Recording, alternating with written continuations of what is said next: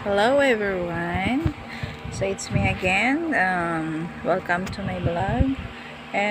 Dolor TV. So ilang months na rin akong hindi nakakapag-vlog kasi in the past few months busy ako sa work.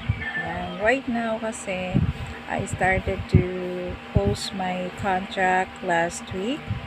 So yun, as a freelancer talaga, hindi mo in-expect na ma-propose yung contract mo. So I didn't expect that because I almost 3 years and 8 months na sa work. At the same time, nagulat na lang ako na when my supervisor told me that we need to end of your contract. I asked my supervisor why, and supervisor did not give me the information or the reason why my contract is end. Yon. So, ngayon, I'm still looking for a job kasi bago sana pumasok ng 2026 na sana ay may blessing na dumating at makapag-start na ulit sa work.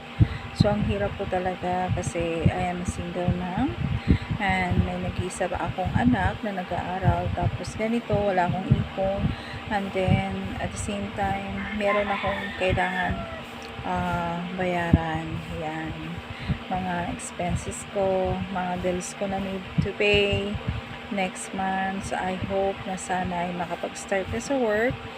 Wala naman akong pinipili na trabaho, kahit online teaching pa yan, data encoder, data analyst, customer service. So any position na kaya ko naman siya.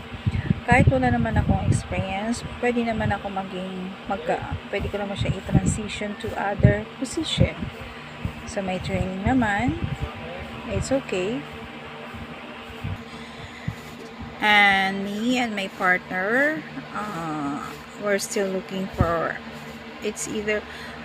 we would like to look for a full-time or a part-time job. Ayan, sana po makahanap, sana ma-bless tayo ni Lord next year na sana makapag-start na sa job. And of course, lesson learned, guys, lesson learned. Pag alam mong matagal ka na sa freelance mo, huwag kang umasa kasi may time na talaga na i-end of contract mo kahit gaano ka man kagaling sa trabaho, no? Kahit sa adherence mo wala kang issue, and sa mga tools mo, okay, internet mo, ganon. So hindi mo ini-expect na may end of contract ka talaga. Ayan. So on my part, I've learned a lot, of course, kasi kapag freelancer ka, kailangan may backup ka lagi. It's either na tatlo, yan, kahit mawala yung isa, at least may trabaho ka pang dalawa. So ayun guys, thank you for watching.